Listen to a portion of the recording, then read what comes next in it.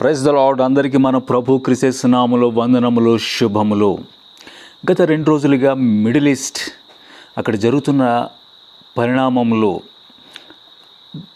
అక్కడ చోటు చేసుకున్న సంఘటనలు, యుద్ధములు బహుశా మీరు వింటూనే ఉన్నారు. అందులో 13 శనివారం రాత్రి రిపబ్లిక్ ఇరాన్ తన భూభాగం నుండి ఇస్రాయేల్ భూభాగానికి 350 మిస్సైల్స్తో, అందులో డ్రోన్స్ ఒక 150, క్రూజ్ మిస్సైల్స్ ఒక 30, బాలిస్టిక్ మిగతా ఒక 100 వాటితోటి భీకరంగా దాడి చేసింది. ఇంతవరకు ఇరాన్ ఏ విధంగా ఇస్రాయేల్ దేశాన్ని అస్థిరత్వానికి, వేదనకు గురి చేస్తూ ఉంది అంటే, తన క్రింద ఉన్నటువంటి ప్రాక్సీస్, లెబనాన్ నుండి హెజ్బుల్లా, గాజా నుండి హమాస్, యమన్ నుండి హూతీ, ఇలాగ కొన్ని ఇస్లామిక్ గ్రూప్స్ను వాళ్ళకి ఆయుధాలు, రాకెట్స్, మిసైల్స్, ఆర్థిక సహాయం ఇవి చేస్తూ ఒక ఆక్టోపస్గా మిడిల్ ఈస్ట్లో ఇజ్రాయెల్కి శత్రువుగా,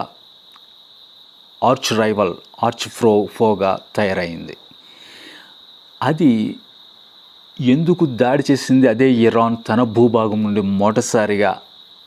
దానికి గల కారణం, ఈ ఏప్రిల్ 1వ తారీఖున ఇజ్రాయెల్ ప్రక్కనున్న సిరియా దేశంలో ఇరాన్ ఎంబసీ, దౌత్య కార్యాలయం మీద దాడి చేసినప్పుడు అక్కడ ఒక 7 జనరల్స్, ఇరాన్కు సంబంధించిన వాళ్ళు దుర్మరణం పాలయ్యారు. అక్కడ నుండి ఇరాన్ ప్రకటిస్తూ వచ్చింది, మేము ఖచ్చితంగా ప్రతీకారం తీర్చుకుంటాం అని చెప్తూ భీకరంగా 350 ప్రొజోలైట్స్ మిస్సైల్స్ను వేసింది తన భూభాగం నుండి ఇస్రాయేల్ భూభాగానికి, గగనతలానికి. దేవుని కృప, ఇస్రాయేల్ దేవుడు కునుకడు నిద్రపోడు అనేది అక్షరాల మరొకసారి నెరవేరింది ఆ రాత్రి, శనివారం మధ్యరాత్రి నుండి ఆదివారం ఉదయం వరకు. ఇస్రాయేల్కు ఇటు United States, Britain, France, Jordan, Saudi Arabia ఇలా కొన్ని దేశములు వచ్చి ఆ మిస్సైల్స్ను ఇంటర్సెప్ట్ చేసాయి, గాలిలోనే కాల్చివేసాయి. సుమారు 70% యునైటెడ్ స్టేట్సే కాల్చివేసింది. ఇలాగా ఇవి ఆదుకోకుండా, డిఫెన్స్ చేయకుండా ఇజ్రాయెల్ను ఒక్కటే విడిచిపెడితే చాలా భూభాగంలో పడి తగలబడేవి. అప్పటికి కొన్ని వచ్చినాయి, అంటే 99% వీళ్ళు బ్లాక్ చేసేసారు, గాల్లోనే పేల్చివేశారు, షూట్ చేసేసారు. అయితే కొన్ని మాత్రం వచ్చి పడ్డాయి. అయితే క్యాజువాలిటీస్, ప్రాణ నష్టం లేదు. కొంతమందికి స్వల్ప గాయములు, ఒక 7 సంవత్సరముల అమ్మాయి, మరి కొంతమందికి స్వల్ప గాయాలని చెప్తూ ఉన్నారు. అయితే ఇది జరిగిన తర్వాత ఇజ్రాయెల్ వార్ క్యాబినెట్ మీటింగ్ పెట్టుకుంది ఈ 15వ తారీఖున. అంతా కలిసి ఇలా మన మీద మొట్టమొదటిసారిగా వీళ్ళు మన భూభాగానికి, ఇరాన్ ఇంతవరకు తన క్రింద ఉన్నటువంటి గ్రూప్స్కి, ప్రాక్సీస్కి హెల్ప్ చేస్తూ, ఇప్పుడు తనే స్వయంగా మన మీదకి 300 పైగా మిస్సైల్స్ తోటి, బాలిస్టిక్ మిసైల్స్ తోటి దాడి చేసింది, డ్రోన్స్ తోటి, సూసైడ్ డ్రోన్స్. ఇది మన మీద యుద్ధం ప్రకటించటమే. కాబట్టి ఖచ్చితంగా మనం ప్రతీకారము, రిటాలియేట్ చేయాలి అని వార్ క్యాబినెట్ అంతా ఒకటై వాళ్ళు నిర్ణయాలు తీసుకున్నారు. వేడిగా చర్చలు జరుపుతున్నారు. అదే సమయంలో యునైటెడ్ స్టేట్స్ నుంచి ఆ ప్రెసిడెంట్ కాల్ వచ్చింది వాళ్ళకి, ఇంతటితోటి ఆగిపోండి, మీకు ప్రాణ నష్టం ఏం జరగలేదు కదా, ముందుకు వెళ్ళకండి అని. ఫ్రాన్స్ నుండి చాలా దేశాలు కాల్స్ చేసాయి, అడుగుతూ ఉన్నాయి. అయితే ఇక్కడ Israel prime minister Benjamin Netanyahu, అతనైతే కొన్ని కాల్స్ లిఫ్ట్ చేయలేదని కూడా వస్తూ ఉన్నాయి. వీళ్ళంతా ఒకటే ఆలోచనలో ఉన్నారు, ఇమ్మీడియట్గా ఇప్పటికిప్పుడు మనం ఇరాన్ భూభాగంలో ధ్వంసం చేయాలి, కొన్ని టార్గెట్స్ పెట్టుకొని. అప్పుడు మరి కొంతమంది, సరే ప్రాణ నష్టం లేకుండా మనం ఇరాన్కు సంబంధించినటువంటి అటామిక్ ఆ ఇన్స్టాలేషన్స్ మీద, తర్వాత మిలిటరీ బేసెస్ మీద ఆయిల్ బంకర్స్ మీద ఇలా దాడి చేద్దాం, అయితే ఖచ్చితంగా మనం చేయాల్సిందే అనే నిర్ణయానికి వచ్చారు. ఇది హై అలర్ట్ మిడిల్ ఈస్ట్లో. మిగతా దేశాలు ఇది ఇంతటితో ఆగిపోవాలి, లేకపోతే మిడిల్ ఈస్ట్లో పెద్ద యుద్ధ వాతావరణం వచ్చేస్తుందని. అయితే యునైటెడ్ స్టేట్స్ ఇజ్రాయెల్కి ఒక మాట చెప్పింది, మీరు దాడి చేయడానికి వెళితే, స్ట్రైక్ చేస్తే మేము మీకు సపోర్ట్గా రాము, అది మీరు చేసుకోండి, మీ ఇష్టం అది అని. మిగతా దేశాలు ఇది నీకు సపోర్ట్ చేస్తాం, వెళ్ళు స్ట్రైక్ చేయి ఇరాన్ భూభాగాన్ని అని ముందుకు రావటం లేదు. యునైటెడ్ స్టేట్స్ అలా చెప్పి పక్కకి వెళ్ళిపోయింది. తర్వాత ఇటు ఇరాన్ని సమర్థించినవి కూడా ఉన్నాయి. అందులో ప్రధానంగా రష్యా, చైనా దేశంలో. అవును, వాళ్ళ మనుషుల్ని, జనరల్స్ని ఇజ్రాయెల్ అటాక్ చేసింది కాబట్టి ఎంబసీని, ఇరాన్ ఇప్పుడు ఇలా చేసింది అని సమర్థించటం, సపోర్ట్ చేయటం. అయితే ఇందులో భాగంగా రష్యా వాళ్ళు ఇరాన్కి వార్ ప్లేన్స్ కొన్ని బలమైనవి సప్లై చేయడానికి మాట ఇచ్చింది. నేను మిమ్మల్ని మీరు భద్రం చేసుకోవడానికి. ఇరాన్ చూడండి, ఇది మనం ఆలోచిస్తున్నప్పుడు అంతర్జాతీయంగా దేశములు క్రమంగా ఇజ్రాయెల్ నువ్వు ఇందులో ముందుకు వెళితే ఇంతటితో ఆగిపో అన్న మాట చెప్తున్నారు ఎక్కువ మంది. అది విన్నటువంటి ఇజ్రాయెల్ ఏం చెప్తూ ఉంది, సరే మీ దేశం మీదకి 300 పైగా మిసైల్స్ ఎవరైనా వేస్తే మీరు అలా ఊరుకుంటారా? మీరేం చేస్తారు? ఇదే ప్రశ్న. ప్రియమైన దేని బిడ్డలారా, ఇది మీరు అప్రమత్తం అవ్వాలి, మేల్కోవాలి. మీరున్న చోట ఎలక్షన్లు బహుశా జరుగుతూ ఉన్నాయి. ఆ ఎలక్షన్ ఫేవర్లో ఈ మిడిల్ ఈస్ట్లో జరుగుతున్నవి మర్చిపోకండి. మిడిల్ ఈస్ట్లో చూస్తూ ఉంటే అక్కడ ప్యూనుగా కనపడుతూ ఉన్నది. ఇవన్నీ జరుగుతూ ఉన్నాయి. ఈ సంగతులు జరుగుతూ మీరు చూసినప్పుడు ఇదిగో ఆయన ద్వారం దగ్గరే ఉన్నాడని మీరు తెలుసుకోండి. అంటే 2000 సంవత్సరాల్లో నెరవేరని ప్రవచనం ఒకటి మిగిలి ఉంది. ప్రభువైన యేసుక్రీస్తు రెండో రాకడ, సెకండ్ కమింగ్. అది చోటు చేసుకునే తరము, జనరేషన్ మనమే. అవన్నీ కనపడుతూ ఉన్నాయి. దేవుని వాక్యాన్ని మనం చూస్తూ ఉన్నప్పుడు జకర్యా గ్రంథం 12 అధ్యాయంలో 14 అధ్యాయంలో విషయాలు మనకు కనపడుతున్నాయి. నేను యెరూషలేమును చుట్టూ ఉన్న జనులందరికీ మత్తు పుట్టించి పాత్రగా చేయబోచున్నాను. శత్రువులు యెరూషలేమును ముట్టడి వేయగా అది యూదా మీదకి వచ్చును. ఆ దినమందు నేను యెరూషలేమును సమస్తమైన జనులకు బరువైన రాయిగా చేతును, ఎత్తి మోయేవారందరూ మిక్కిలి గాయపడతారు. ఎందుకు యెరూషలేమును రాయిగా పోల్చాడు? అది ప్రపంచ దేశాలకి అడ్డురాయిగా ఉంది, వాళ్ళకి బండగా అడ్డుగా వస్తూ ఉంది. కాబట్టి తీసి పక్కన పెట్టేద్దాం, మూలకు వేసేద్దాం అని వస్తున్నారు. చూడండి, అలాగే జకర్యా 14:2 ఏలనగా యెరూషలేము మీద యుద్ధం చేయడానికి నేను అన్ని జనులందరినీ సమకూర్చబోతున్నాను అనగా ప్రపంచ దేశంలో. క్రమంగా యునైటెడ్ స్టేట్స్ నీవు ఇరాన్ మీదకి ఇప్పుడు ఇంతటితో ఆగిపో, లేదు స్ట్రైక్ చేయడానికి వెళితే అది మీ ఇష్టం, మీరే కాపాడుకోవాలి తర్వాత యుద్ధాన్ని, తర్వాత మళ్ళా మేము ముందుకు రాము నిన్ను డిఫెన్స్ చేయడానికి అని. అయితే ఇరాన్ చేసిన ప్రకటన ఏమిటి?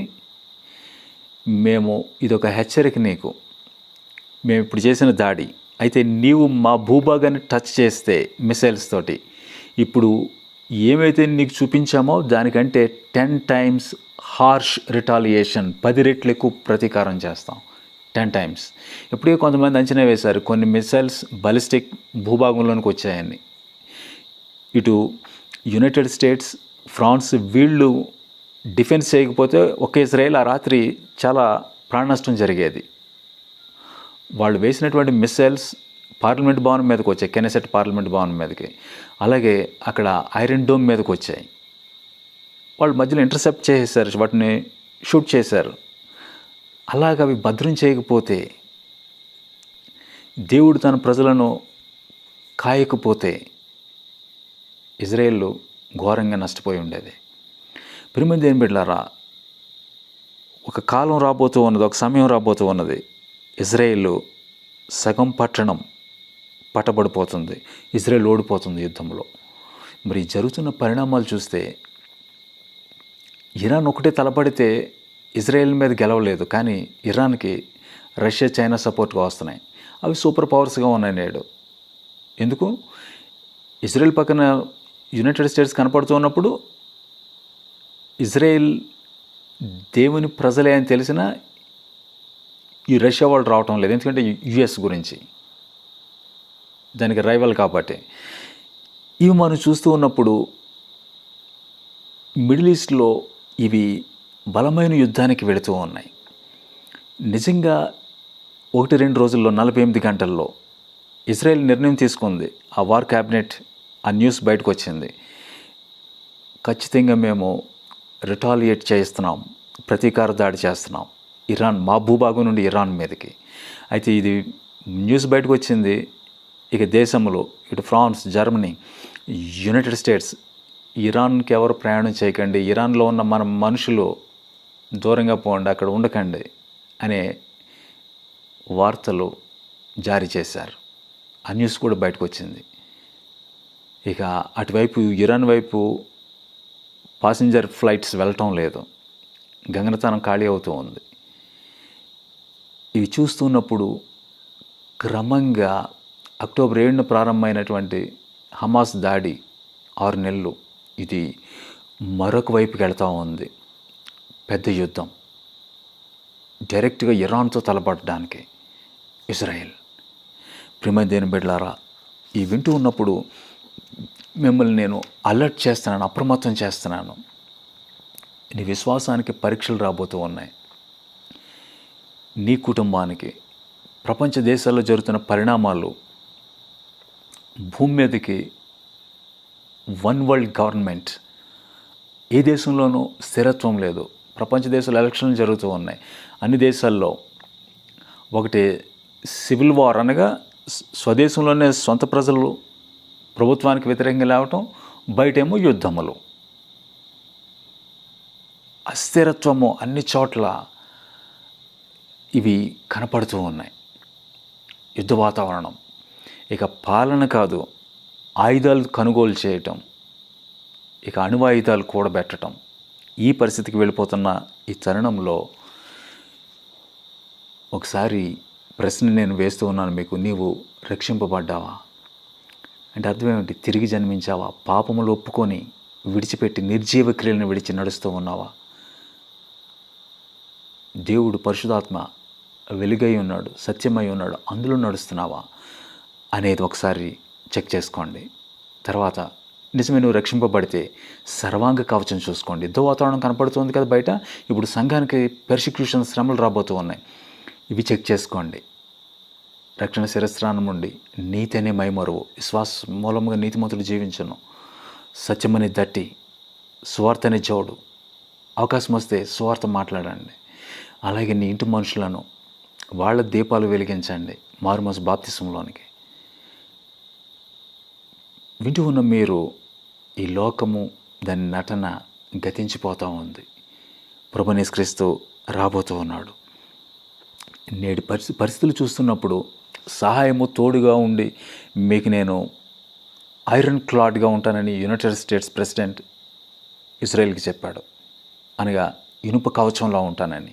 అతను ఇప్పుడు మీరు దాడి చేస్తే ఇంతటితో ఆగిపోండి, దాడి చేస్తే మేము రాము అని ఇజ్రాయెల్ చెప్తూ ఉంది.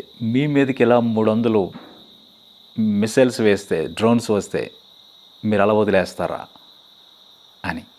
ఒక ప్రక్కన ఇజ్రాయెల్ వీటన్నిటినీ ఇంటర్సెప్ట్ చేసి కూల్చివేసినప్పుడు, గాలిలో పేల్చివేసినప్పుడు ఇజ్రాయెల్కి జయంగానే కనపడుతూ ఉంది అని చెప్తూ ఉన్నాయి కొన్ని దేశాలు. అయితే ఇజ్రాయెల్ దీన్ని అంగీకరించడం లేదు. మాకు అవమానం, ఇది మా దేశం మీదకి ఎలా చేస్తారా అని ప్రతీకార దాడికి వెళుతూ ఉంది.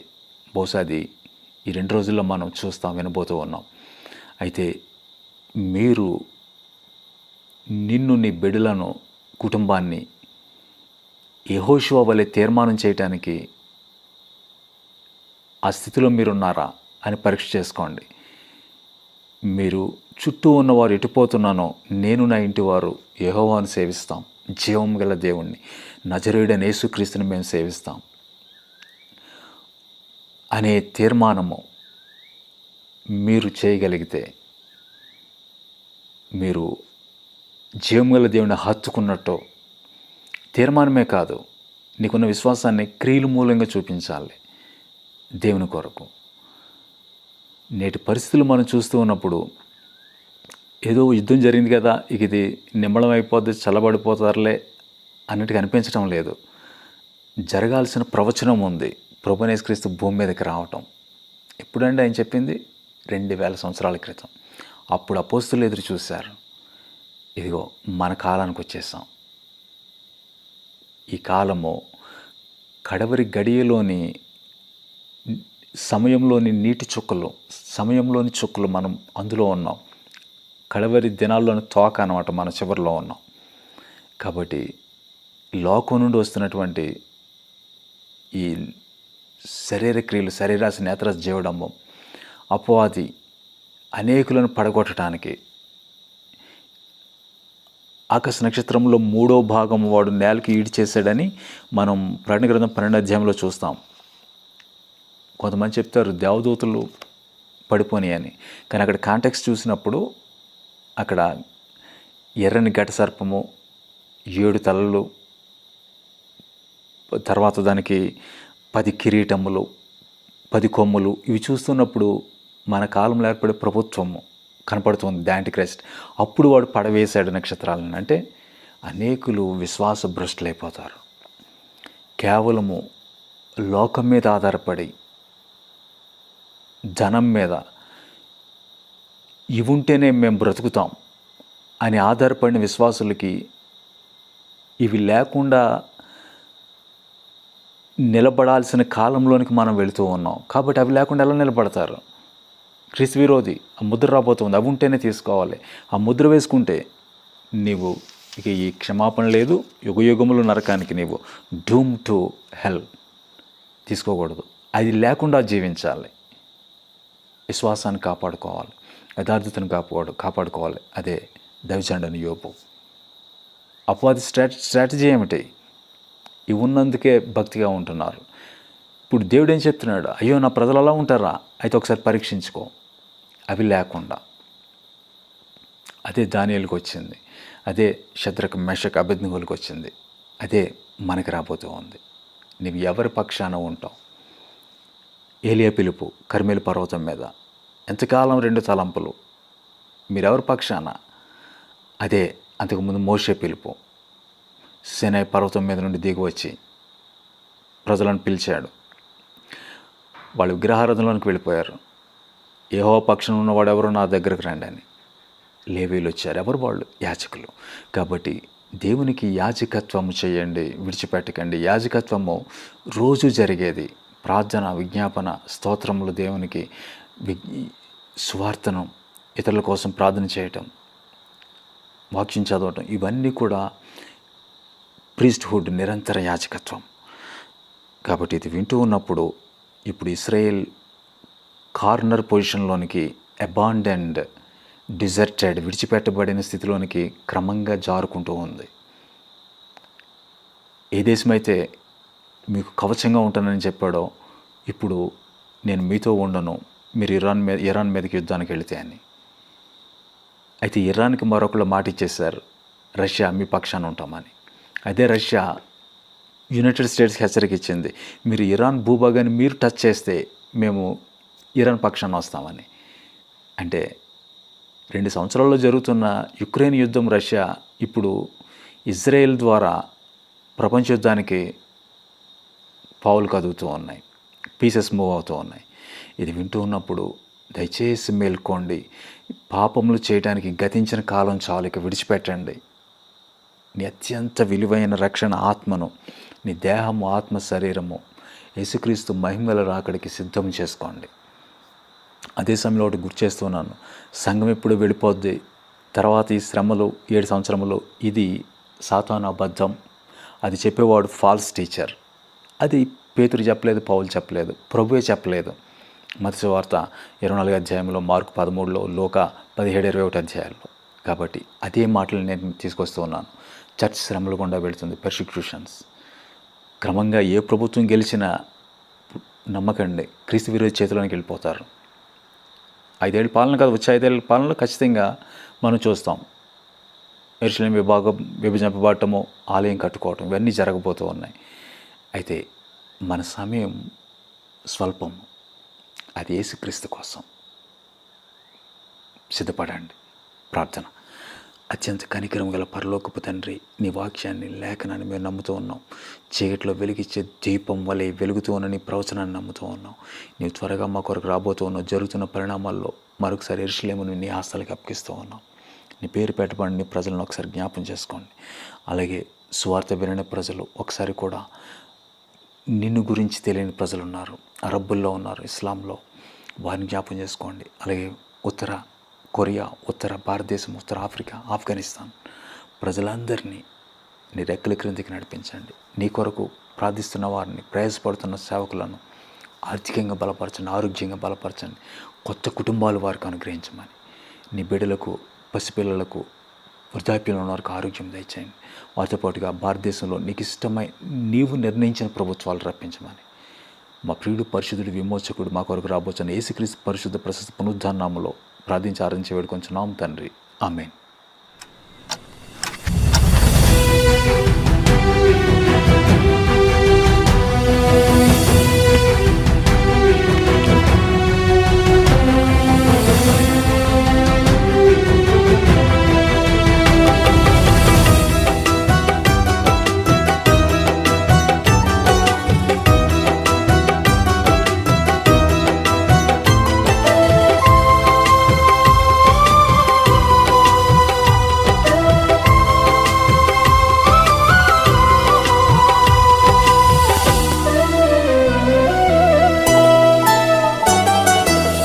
మొదలయ్యింది ఇక చివరి వారము, మొదలయ్యింది ఇక చివరి వారము.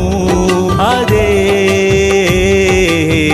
దానియేలు 70 వారం, అంత్యకాల శ్రమల వారము. దానియేలు 70 వారం, అంత్యకాల శ్రమల వారము. మొదలయ్యింది ఇక చివరి వారము.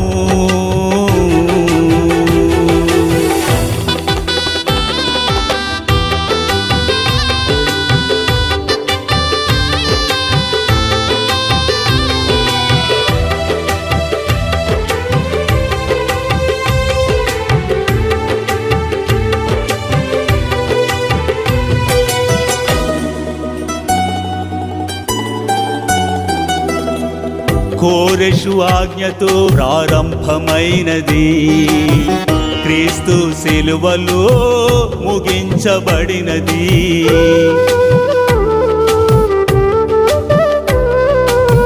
కోరెషు ఆజ్ఞతో ప్రారంభమైనది, క్రీస్తు సిలువలో ముగించబడినది.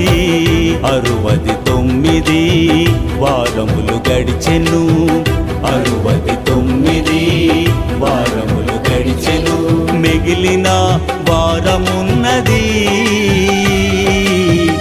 ఇక మొదలవుతున్నది. మిగిలిన వారమున్నది, ఇక మొదలవుతున్నది. అయ్యో మేలుకో, అయ్యో తెలుసుకో, రక్షణ దినమిదే.